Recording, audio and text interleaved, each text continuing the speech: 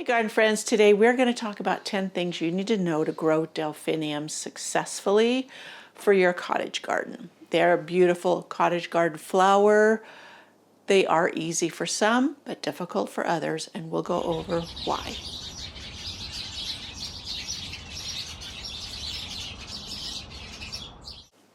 So let's talk delphiniums. Okay, now delphiniums are those the ones I'm talking about. There are the shorter ones too, but the ones that I have primarily grown that I have been super impressed with are the Millennium, elatum type delphiniums that come from New Zealand, or the seeds do. I think now the site used to be Dowdswell Delphiniums, now it is called New Zealand Delphiniums, and I ordered seeds. I have grown them. I've grown several colors. I have a few out here that are 10 plus years old, and you'll see why that's amazing as we go through the information.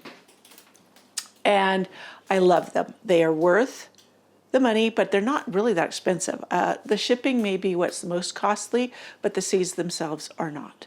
So I have videos on how I grow them from seed. I may do another one. I've got some seeds that I am stratifying in the refrigerator in a moist coffee filter. And when I go to pot them up, maybe I go ahead and do that. But today, let's talk about the 10 things you really need to know about growing delphiniums and whether or not you can grow them. So let's get rolling on number 1. Delphiniums love cool weather. So they don't like intense heat. Now, though we get warm days in the summer, we can get up, we have in the past couple summers, up to 100 degrees, but that's not average. We can, on the hottest time, and it might be for a week or two, maybe 3, 90 degrees or 90 plus, but not above that usually. But we have cool summer nights, and that plays into this. So they shine in mild spring weather, cool summers, and areas with low humidity. So you live in the humid south, you may not find delphiniums the right choice for you in your garden. And we'll go over later maybe some options that you can grow. So this matters because they grow best, delphiniums, when temperatures stay moderate because heat stresses the plant. High heat can cause weak, shorter flower spikes, faster fading blooms, an overall decline in plant health. So they are from some cooler mountainous regions, so they're not used to or bred for, or I don't know, what do you say, adapted to temperatures that rise too much. They just don't like it. So if you garden in a hotter climate, you might be able to get a spring bloom if you started them early, but they will struggle once the summer heat sets in. So you need to treat them like a spring star, if you can get them to grow, rather than a full season performer. Yeah. So I can go ahead and get away with growing them in my cottage garden well, because we do get the cool nights in summer. So that makes a difference. So number 2, they need rich, well-draining soil, as opposed to my other cottage flowers that I've been focusing on that prefer less fertile soil. These delphiniums, they really do thrive on rich soil. So that's one thing they need. So I add compost to those areas that I'm going to plant them. Or if they're already in the ground, I will mulch heavily with compost to feed them. So they like moist but well-drained conditions. So I have a drip emitter around the base of each of mine. So other parts around there are the flowers may like it drier, so the delphiniums will get the moisture, but it doesn't overwater the flowers next to them. So they do not like heavy clay soil that stays soggy. I have a video on how to amend clay soil, so you might want to watch that if you suffer from clay soil. And they don't like dry, poor soil. That's why I have to give them TLC in my back garden. It's very sandy soil that does not hold on to nutrients. So that's why I make sure I add the compost to them there. So yes, I always amend my planting area with compost before planting or add it to the area around the base. And it does make a difference. So 3, full sun, but not harsh sun. They prefer full sun in cooler climates. Like we have cool early summers, late springs, early summers, so they love it. morning sun, afternoon shade in hotter areas. And if they have too much afternoon sun, the blooms fade and it stresses the plant. We went over that a little bit earlier.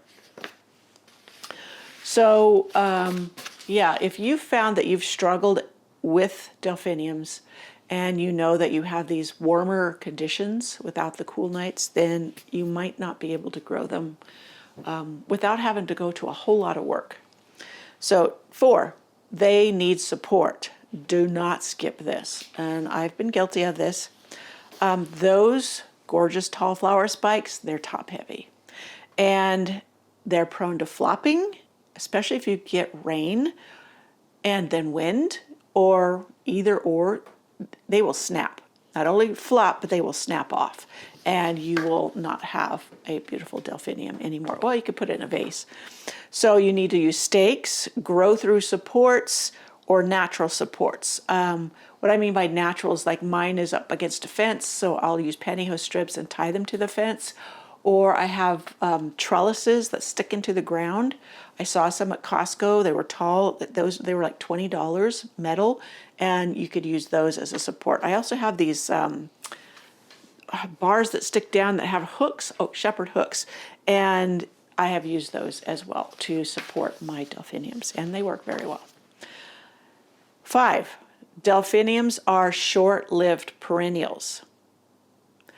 Many are surprised by this, but I'll add more in a minute. Let me go through my notes. They only usually live 2 to 3 years, and they decline after a few seasons. That's normal and not something you did wrong. What do? Let them self-seed. Mine don't self-seed very well, or I've tried, but I don't seem to get volunteers from them. Start new plants each year. I do that often. And divide if possible. Yes, I've divided them, as well as I've taken basal cuttings, basal cuttings, which is not root divisions. You can dig them up and root divide them. It's where you slice the plant and you make 3 plants with it, or the root mass. But I take cuttings at the base when they first spring up in the spring. And did I just do that? No, those aren't delphiniums. Those are dahlias. I didn't do that this year. I went and looked up at my deep purple one. I think it's a Guardian series one. It's a very dark blue purple. Love it. I've had it for 13, 15 years. That goes against what it says about 2 or 3 years. Mine have been living. They must like it here. That's all I can tell you, but don't go by my experience here. But I will take cuttings at the root, at the base, and root them. I do have a video. I will link it in the description box below on how I do that. It's not that great of a video, so I should probably try doing it again. But yeah, so you can take cuttings to propagate. Think of them as a gentle, ongoing presence rather than a permanent structure. So again, they're going to be a little more work than other flowers that basically take care of themselves, replicate themselves in many ways, whether it's underground runners or seeds. And I did look up, because someone told me about foxgloves being invasive. Delphiniums are not invasive anywhere that they know of in the United States. So I thought that would be something to add in here. 6, they are heavy feeders. So they put on these big dramatic bloom spikes. So you need to feed them early in the season. In fact, I need to feed mine pretty quick. I use not only the compost that I mentioned before, but I also use a liquid organic fertilizer that I give to them. It feeds them instantly, as well as feeds the soil. So it's a win-win. And then again, you'll feed them after the first flush of blooms. So the balanced, or the well-balanced fertilizer that I use is perfect. If you don't feed, then you'll get shorter spikes and fewer flowers. So if you want a lot of flowers, feed them puppies. So slugs, yes, slugs, love them. This is number 7. Unfortunately, in fact, when I went out to do cuttings just yesterday, no, it was raining yesterday, well, earlier in this week, I thought, that's probably sending up shoots. It's time to take the cuttings, the basal cuttings. And sure enough, the first shoots had been eaten down by slugs. So it's been raining. It's supposed to stop tomorrow. I will go out and put my first Saturday lime around the plants, and that will help deter the slugs. So far, that has worked very, very well. You can also use diatomaceous earth. That will also, but I don't have any on here. I need to get some more. Anyways, yes, so slugs love them, and they are one of your biggest pest problems. So they love new shoots and young delphinium plants. If you're putting them out, like if you started them inside and you're putting them out, really need to protect them. Put a row or a layer around it of the first Saturday lime or diatomaceous earth. So you want to protect them and use barriers or organic controls, which are the ones I just told you. If they disappear overnight, your delphiniums, it's probably slugs. But usually you see, their slime trail. Yeah, so make sure you treat for slugs. 8, deadheading can give you a second bloom. After the first flush of flowers fade, cut the flower spike down. Now you will see offshoots where a new one's coming out. So cut down to that spot. And you should be able to get a second bloom. It will not be as flamboyant, as showy as the first bloom, but it will bloom. You know what? Mine last year, I had dusky maidens. This is from New Zealand Delphinium in my back garden. And something happened. I think we had some wind and rain and it snapped the plant off. And it was just blooming so beautifully. I ended up just cutting it all off to about this tall. It sent out a bazillion new blooms. I was shocked. And they only got about this tall, whereas they're normally about this tall. And yeah, it really bloomed well. So that was a surprise to me. It bloomed on into the fall. So you can get secondary blooms. So it says if conditions are right. It must have been right for me last summer. Okay, well, it's not always guaranteed that you'll get that second flush of blooms, but it's worth trying. And it was for me. Now, many years I never cut them back because I wanted the seeds. I wanted to see if they would reseed themselves. So I let them go to seed and they dropped the seeds. I've not had any reseed for me. I don't know why. Or maybe they do reseed and they come up and the slugs eat them. That could be a thing too. And I don't know if that I've ever, yes, I have collected seeds. Have I tried to start them? I don't remember. Well, if I get some to seed this summer, I will make sure and collect the seeds and see if I can start them. And we'll try. How's that? Okay, 9. Yes, they create height and drama. I had one, pagan purple. I think I'm getting some sleet here. It was very dramatic and tall. And unfortunately, I should have said this back in the pest segment, the gophers ate it at the roots. And I was just devastated because that was the most beautiful plant, like 3 years in a row. And then all of a sudden it was gone. And it's a big gopher tunnel there. And yeah, they ate that one. So delphiniums, they are perfect for the back of the borders, adding vertical interest. I will attest to that. Creating the classic cottage garden layering. If you've seen any of Tasha Tudor's video of clips of her garden, delphiniums and foxgloves play a big part in it. Is it delphinium? I better double check that. I know foxgloves for sure. So you can pair them with roses. I've seen videos online of these magnificent rose gardens. I mean, they are just packed full of roses. And they walk through them, these videos, and there's delphinium, the shorter ones are blooming alongside the roses. And that blue contrasting with the roses is just absolutely gorgeous. I have one of those shorter blooming delphiniums up in my front garden. And I love it. It's the most beautiful blue. And I love that it is shorter. So either way, growing delphiniums is worth it for the beauty. That blue in the garden is, you cannot find it in a lot of flowers, I should say. Anyways, it is well worth it. So you can grow them with or pair them with roses, foxgloves, and peonies. And so they are like spires in the garden design that draws your eye upward, which just is like another level of beauty. And I have another video I've been working on. It's on vertical aspects or vertical growing in the garden or vertical gardening, something like that. And yeah, that's one of these things that would fit within that. So 10, they are worth the effort if you have the right conditions. I just want to add that in there. They are not the easiest plant for me. They grow pretty good. They come back every year. I will share some, hopefully I have some good video of them. If not, I'll show some photos.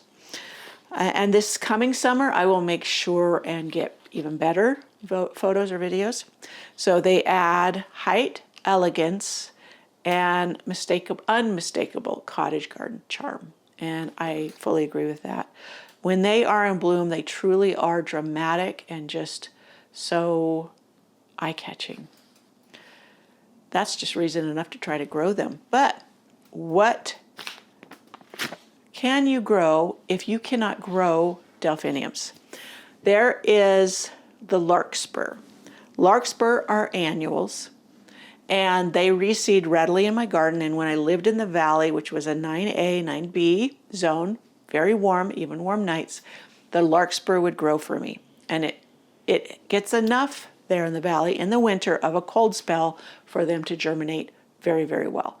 And so if you cannot grow delphiniums because you live in the south or whatever, try larkspur. Now, if larkspur will not grow for you, if it's also one of those that is kind of tricky in your area, look for other blue flowers that do grow well for you. I'm thinking of the salvias, like the Mystic Spire salvia. It can get up to 4 feet tall. It's a beautiful blue. It loves the heat. Even better if you have heat at night. There's also some that Proven Winners have out. They haven't proved reliable for me. They're more of an annual and pricey, and you can't really grow them from seed, whereas the Mystic Spires, I have plenty of them. I bring some in to winter in the greenhouse. I can take cuttings and get many more to put out, and they don't seem to mind my cool nights, whereas it seemed like the hybrids from Proven Winners didn't do well because of our cool nights. The same with the Supertunias. They didn't do well for me, and all I can think is because I have very cool nights because they work so well for everyone else. And that's why with petunias, I lean more towards the wave petunias for that dramatic petunia growth. That can just be outstanding. So, yes, that is it. And I'm sorry, I'm really sorry if you live in an area that you cannot grow delphiniums easily. They are just one of those ones that, being in a colder region is a bonus. But just think about it. If you live in the South, there's so many things you can grow that I cannot, that I wish I could. So there's a trade-off. So delphiniums, they may ask a little more of you than sunflowers, but they do give back if they grow well for you. So in a cottage garden, they provide that soft, romantic feel. And once you grow them successfully, you'll be hooked. You really will. And I have seen, gardens in Alaska, which they have a very short growing season, but boy, oh boy, do delphiniums love it there. And yeah, I've seen some outstanding gardens, videos or pictures. I haven't been to Alaska myself. It'd probably be a fun trip to take, but where the delphiniums, you just see masses of them. And obviously New Zealand is another place because this is where they breed them in these kinds. Do check out New Zealand Delphiniums, their website, that you will see an array of beautiful choices. There's even the shorter growing ones, and they have different collections. You can buy a mix, so you can try different ones. So yeah, there's that. There's also the Pacific mix that you can get from growers here in the US. I haven't done many of the Pacific mix. I have always done better, or I wouldn't say better. I guess I've tried more with the Millennium ones that I get from New Zealand. So I should try more. I do have some. Do I have some started? I think I started some. Oh yeah, I know what I did. Sorry, I let them get dried out and they died on me, the seedlings I had of a white one of the Pacific mix. So that was my bad. Do stay on top of your seedlings. Don't let them dry out. Don't get going with too many things because then you will tend to kill things. I would know. Alrighty, I will see you in my next video. I hope you enjoyed this little chat about growing delphiniums. And please do not be discouraged if they've not worked for you, because there's a lot of people they haven't, but do find other plants that will. Now, agapanthus is another pretty blue flower that will do well for you. I'm thinking of warmer growing areas and what would do well for them. But do look into the salvias, and some of the salvias can get quite tall and bloom prolifically in hot summer areas. But I need to stop talking. I will see you in my next video, and we will have more garden fun here. I can promise you that. All right, I'll see you next time.